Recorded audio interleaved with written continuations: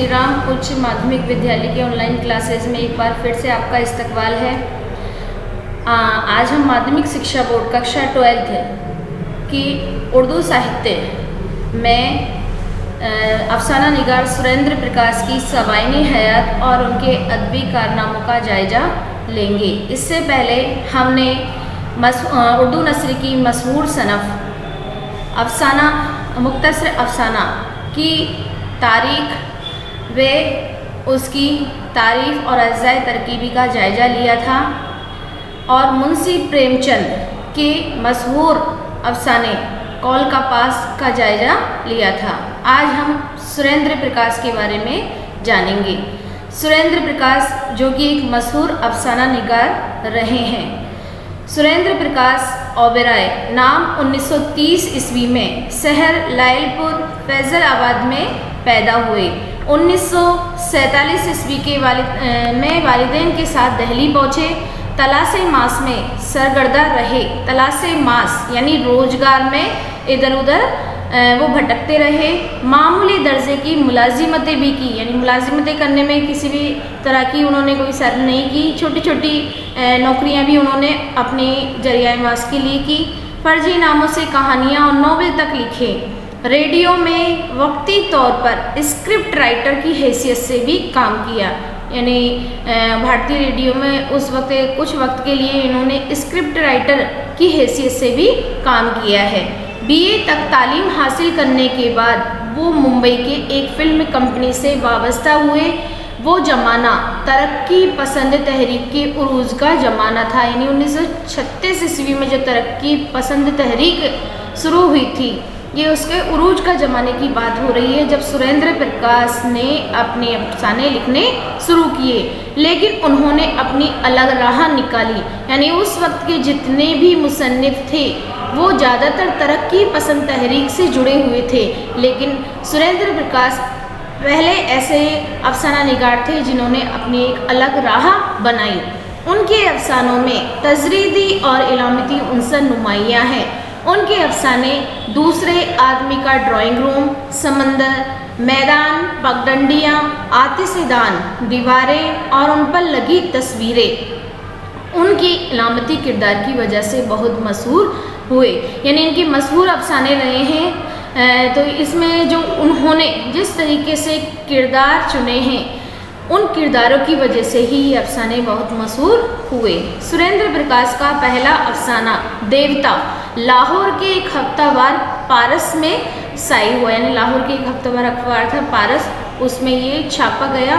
तो यहाँ ये क्वेश्चन बन जाता है, बहुत बार आ भी चुका है कि सुरेंद्र प्रकाश का पहला अफसाना कौन सा है, तो उसका नाम है देवता। उनके अफसानों का पहला मजमुआ दूसरे आदमी का ड्राइंग रूम 1968 ईस्वी में शाया हुआ। तो पहला, अब यहाँ समझने वाली बात है कि पहला अफसाना देवता है और पहला अफसानवी मजमुआ क्या है, दूसरे आदमी का ड्राइंग रूम, जो कि 1968 ईस्वी में शाया हुआ। इसके बाद इनका दूसरा मजमुआ है बर्फ़ पर मुकालमा 1981 ईस्वी में, और तीसरा मजमुआ बाजगोही 1988 ईस्वी में, और चौथा हाजिर हाल जारी 2002 ईस्वी में शाया हुआ। सुरेंद्र प्रकाश को मजमुआ बाजगोही पर साहित्य अकेडमी अवार्ड से नवाजा गया, यानी इन्होंने जितने भी मजमुए लिखे हैं उन सब में इनका बाजगोही नाम का जो मजमुआ था वो बहुत ही मशहूर हुआ, और इसी वजह से इनको साहित्य अकेडमी अवार्ड भी दिया गया। सुरेंद्र प्रकाश ने जदीद दौर के इंसानी मसाइल को अपने अफसानों में पेश किया, यानी उस समय के जो नए दौर के इंसानी मसाइल थे, इंसानी समस्याएं थी, उनको अपने अफसानों में इन्होंने ख़ास तौर पर पेश किया। अलामतों के इस्तेमाल ने उनके अफसानों में मानवियत पैदा कर दी।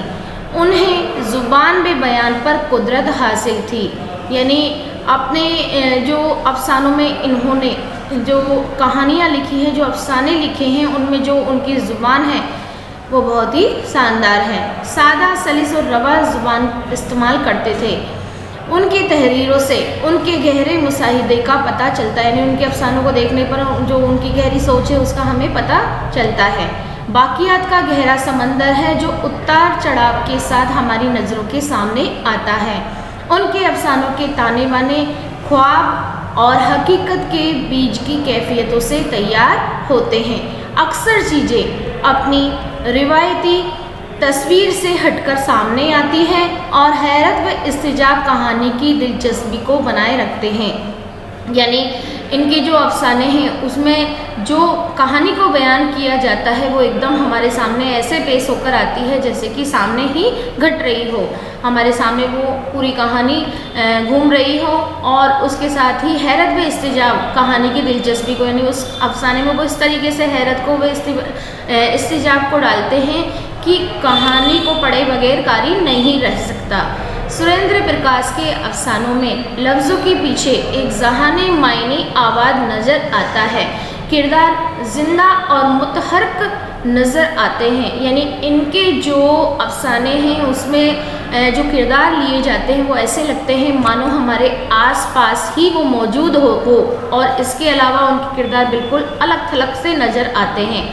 उनकी इबारत आराई गहरे गौर व फिक्र का नतीजा मालूम होती है, यानी जो लाइनों का इस्तेमाल करते हैं अपने अफसानों में, जिस तरीके से वो जुमले इस्तेमाल करते हैं, उनके जुमलों से उनके गहरे गौर व फिक्र का पता चलता है। यानी हर लाइन पर एक अलग ही सोच उनकी मालूम पड़ती है।